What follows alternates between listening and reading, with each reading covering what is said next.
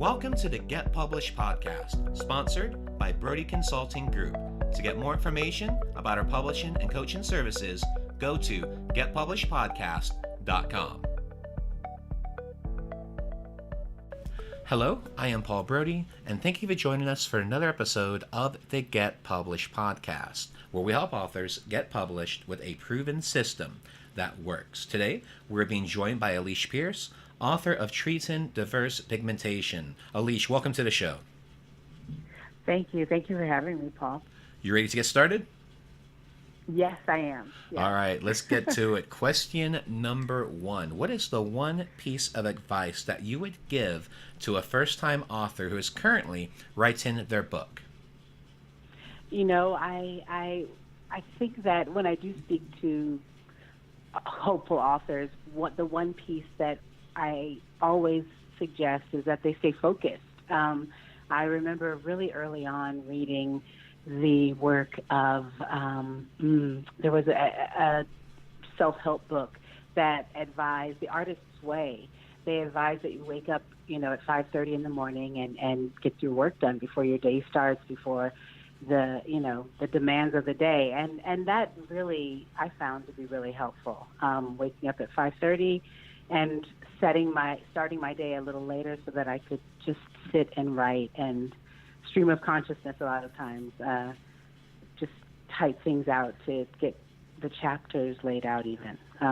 That type of focus was really helpful. So mainly the self-discipline and getting into the power of habit with having those early starts and getting straight to it. Yeah, and I do think that magic hour has a lot to do with that downloading creativity also. Absolutely. What do you feel is the hardest part about getting published? Getting a deal, a publishing deal.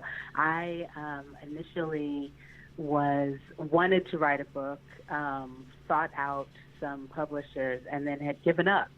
And a publisher, the largest textbook publisher in North America, found me on LinkedIn and thought that I might be an expert in this area and offered me a deal. And that was after maybe 6 months of knocking on doors, hoping to get someone to listen to my idea. So, yeah, I think getting someone to listen, that's the hardest part. So getting that idea. Mm-hmm. So how did they find you on LinkedIn? Was there initial reach out, or how were they able to find you on there? The acquisitions editor knew that they needed to find someone who specialized in multi-ethnic skincare and had an author in mind who was actually really busy, and so they were planning to co-author initially, have me co-author with this other established textbook author.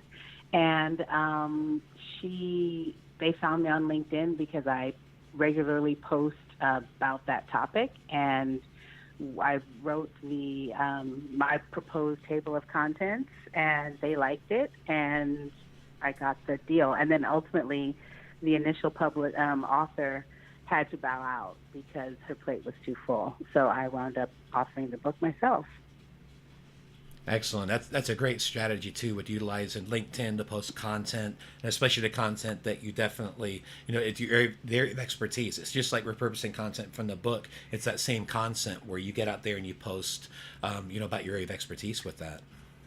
I definitely find that I'm revisiting that strategy, looking at, okay, this is what worked before. Let's do that again. Let's, as you said, repurpose the information. Now that have researched it, the content has grown, leaps and bounds, and just multiplied the type of information I'm able. And I can couple that. I think what initially caught their eye is that I utilized my production skills as well. So my former career, I'm able to marry all of those together, just really create eye-capturing content. And ultimately, that's, I guess, set me apart in some way. I'm sure they did contact other authors, potential authors, using social media as well. Somehow I I got chosen. I was chosen. Well, this is going to transition nicely to our next question, and that is about different marketing Okay. strategies. So please share a hmm marketing strategy that you have used in your book launch that worked well. Well, I had all these ideas of setting myself up as the local expert, and I knew that they had some trade shows planned, so I thought I could travel and speak at different talk shows. And they were very clear that they have a strategy and it works for them. They're an education publisher, and all of their textbooks are launched at trade shows. So I had some experience writing for two of the trade magazines, and they brought me in as an expert. The one of the ICES, one of the trade shows that focuses on aesthetics, and there are also education trade shows. So there were trade shows in our field, and then those who are students and educators who could also benefit from this information. And what strategies do you suggest that aspiring authors out there, what do you feel is a good way for them to be able to get on these trade shows? What is the process involved in having those opportunities? Well, I have, since the book was published years ago, I now have kept in touch with those organizers, and getting on the roster, a year in advance of the show is crucial.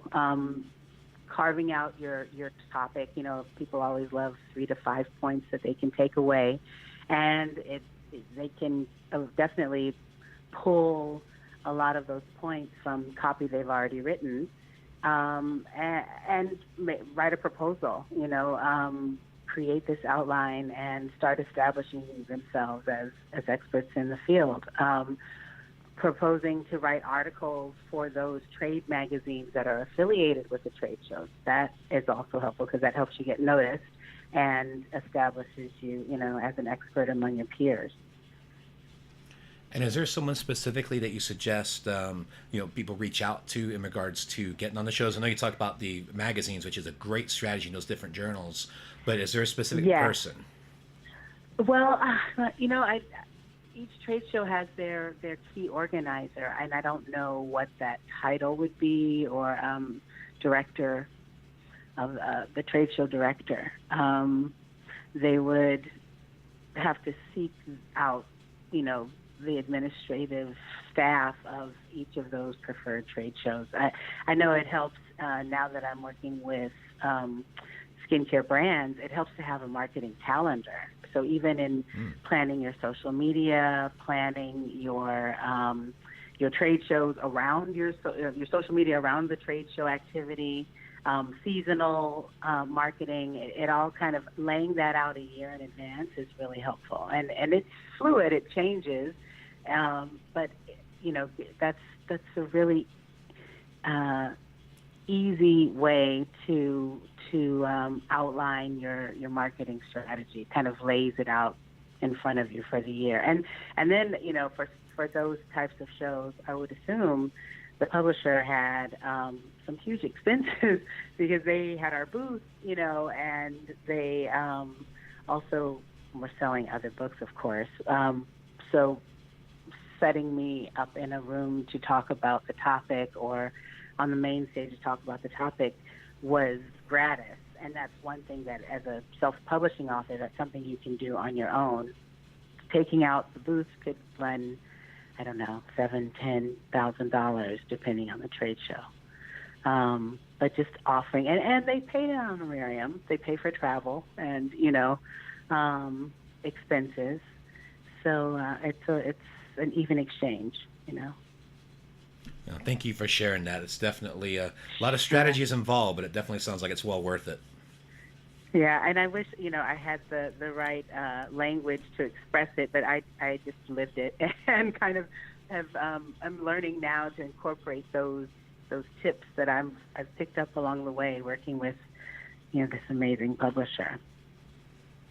Well, let's talk about your favorite book. So what is your favorite book, and what was the number one thing that you learned from it? So this was really challenging. I honestly, this is This is an interesting question. I was labeled dyslexic at the age of 9, and words jumped around on the page for me.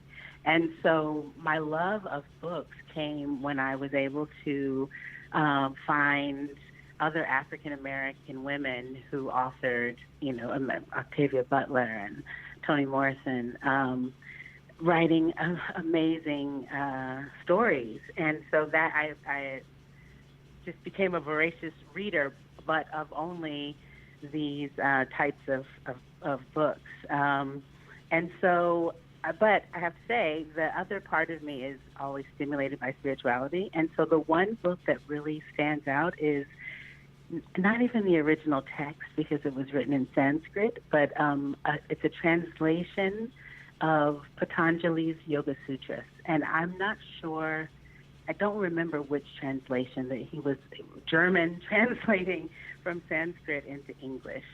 And I really don't remember his name, but the lesson for me was to, I think I started practicing yoga at 19, and reading this book really taught me about the yogic lifestyle. And I think that element of fate, like setting an intention. For 6 months, I wanted to write a textbook, and then, I luck upon someone finding me on LinkedIn. That type of happenstance, I think, goes along with those lessons that I learned reading Patanjali's Yoga Sutras. It's like just this sattvic lifestyle, leading this life that's always seeking balance and looking forward to the next opportunity at the same time, never stagnant. And that was a huge lesson for me, and I'm grateful that I learned it at a young age. Yeah, I couldn't agree more. Two of my philosophies has always been about having the right balance and also karma, always doing good, always helping others, because it comes back to you. Well, and that's what you're doing with this podcast. I mean, how generous to offer this type of service to the writing community. It's just,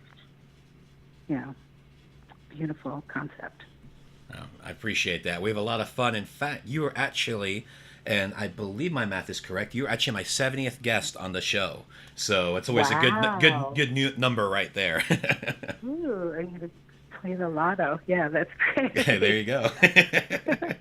Well, and then for a final question, what I'd like to do is I'd like to ask you, what is your favorite quote, and why is it your favorite quote? So my favorite quote is actually, it might sound trite, is by a makeup artist. He wrote several texts about makeup, Japanese makeup artist from the 60s, 70s, Shu Uemura. And he was one of those who mastered, multiple disciplines also. And he said his philosophy was that the more beauty is realized, the more it's recognized. And that quote just always stuck with me. It's in one of his training manuals, because it just says that, it's up to us to tap into that, our perception of beauty, our perception of the world. And the more we tap into that, the more it's multiplied and, draws that same kind of recognition back to us. And I love that quote. It sticks with me all the time. I like that one too. That's a good one. Yeah. And another educator, master artist who just chose to teach and share his work. Well, Aliesh, I want to thank you for being a guest on the show. What is the best way for people to find you online? Thank you so much. Yes, my website is askaliesh, ALIESH.com, and there's a mix of information for estheticians and the everyday person who just wants to understand what they're putting on their skin a little bit more. Well, Aliesh, I want to thank you once again for being a guest on the show, and I wish you all the best in your author journey ahead. Thank you so much, Paul. This has been a lot of fun. Thanks again for joining us today. To learn more about how to get your book published with a proven system that works, grab a free copy of my book at getpublishedpodcast.com.